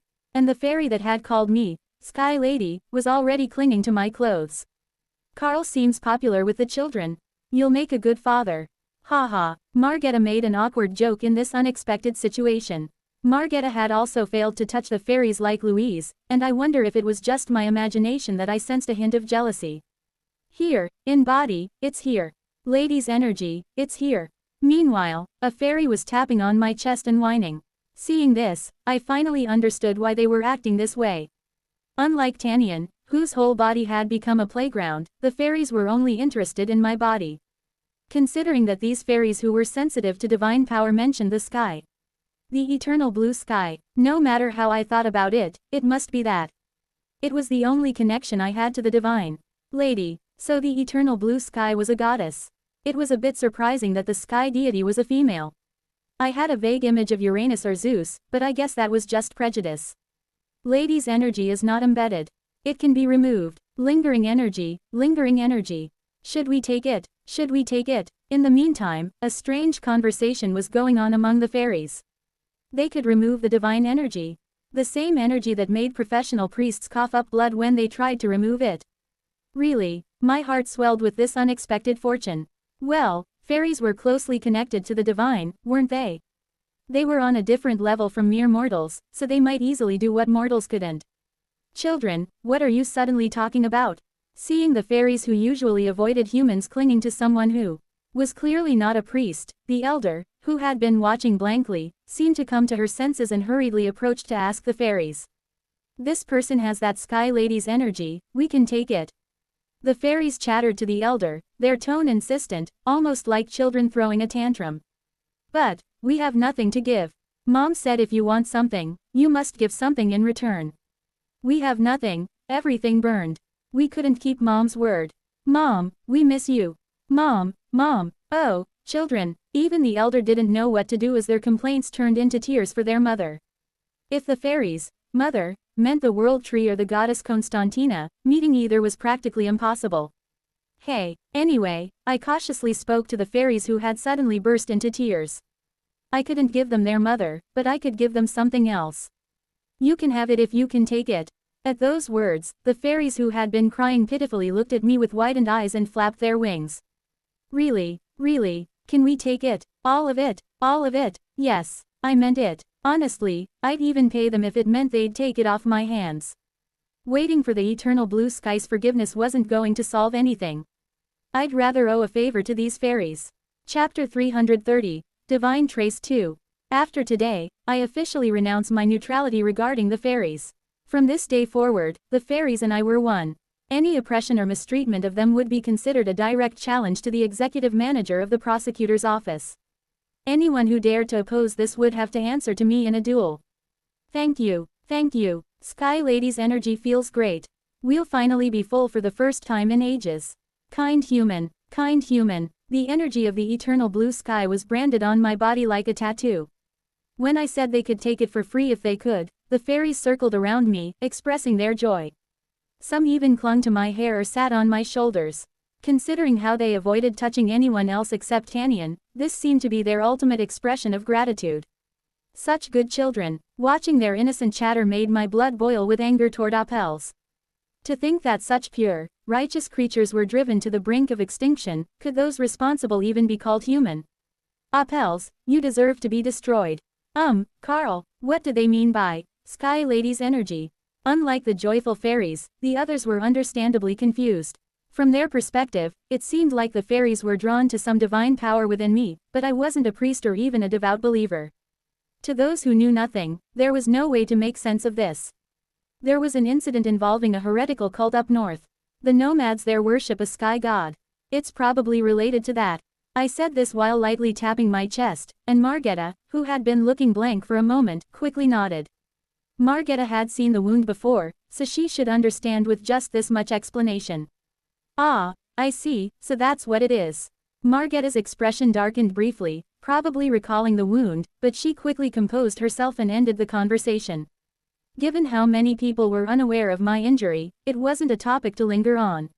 Of course, only Margetta understood. The others still looked puzzled, but I don't know what happened, but it seems the fairies will be able to resolve it.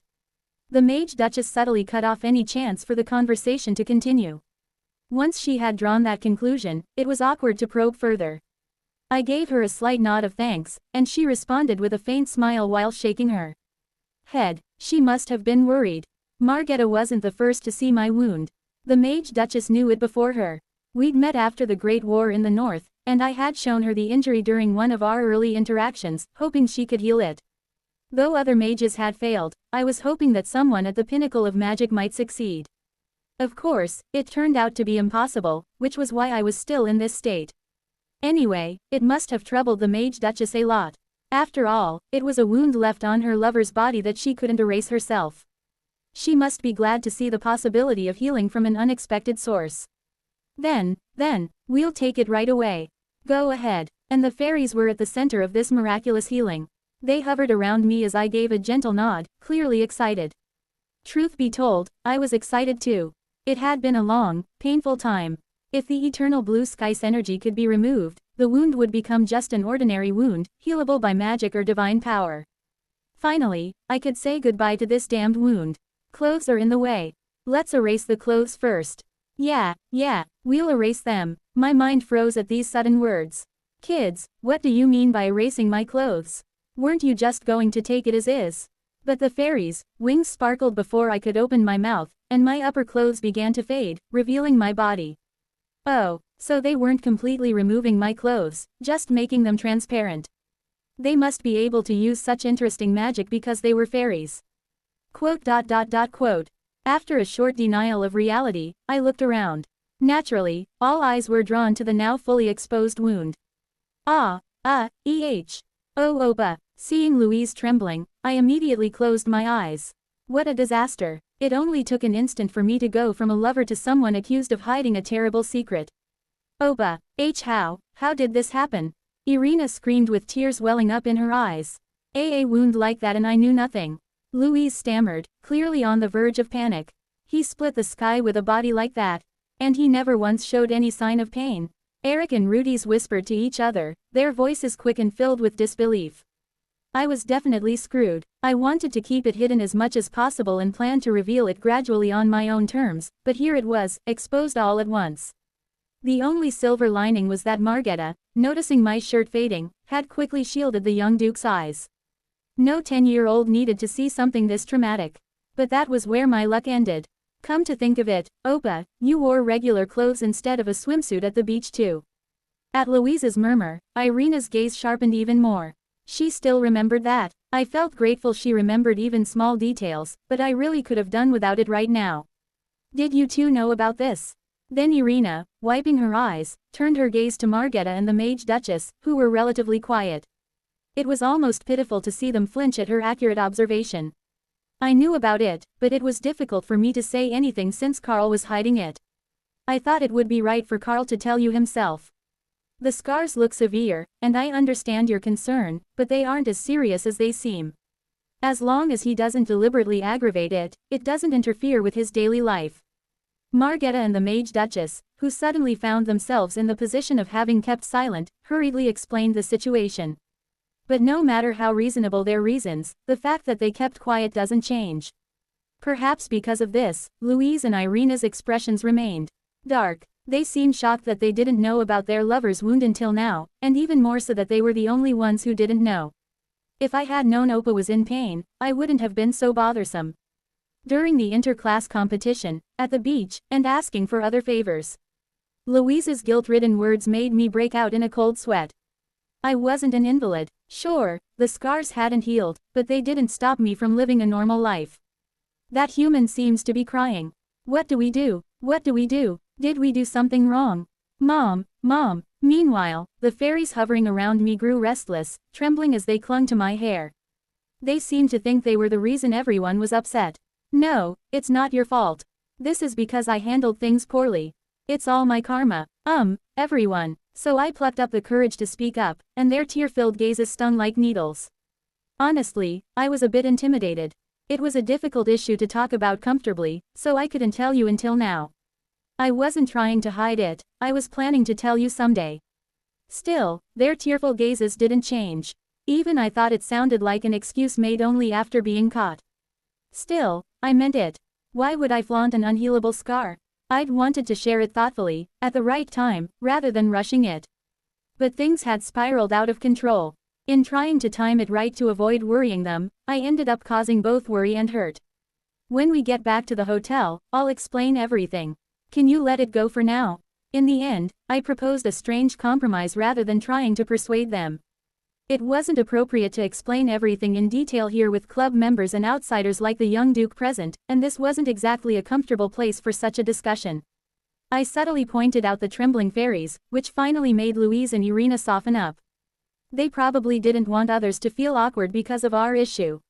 You have to explain everything. I will. I had a sinking feeling they'd grill me for hours when we were alone, but I'd consider it the price for my failure in timing. Quote. You can come out now. Okay, we got it, we got it. The fairies timidly emerged from my hair, placed their hands on my wound, and started to glow. I couldn't help feeling a twinge of regret. If I'd known this would happen, I'd have chosen to do it outside. Strange. As I blankly watched the fairies, they started to speak anxiously. What was it now? What was wrong this time? I was the one who had to deal with the aftermath if something went wrong here. If this kept up, I might have to consider downgrading our relationship from an inseparable one to just a normal supportive relationship. Sky Lady, she was here. ? What do you mean? Before I could finish, everything around me turned blinding white. Today was one of those days where nothing seemed to go right.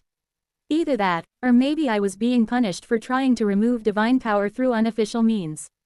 And honestly, it was probably the latter. Damn it, everything was pure white, not just in front of my eyes, but my entire body seemed to have fallen into a completely white space. At first, I thought it might be a teleportation spell, but I didn't sense any mana movement. Besides, this didn't feel like teleportation at all. Actually, was this even a physical space? Did I really fall somewhere, or was my mind pulled into some strange dimension? But now was not the time to worry about such trivial matters. Well, we finally meet. In this empty void where the fairies and everyone else had disappeared, a new presence suddenly appeared. Out of nowhere. I can't remember the last time I met a mortal. It was a woman with deep blue hair grown to her waist, and blue eyes matching her hair color. A woman wearing the attire of the nomads I'd seen over and over in the north. Should I say it's nice to meet you? The moment I saw the woman grin while holding a leather flask, I had a gut feeling. This was serious. Something had gone very, very wrong.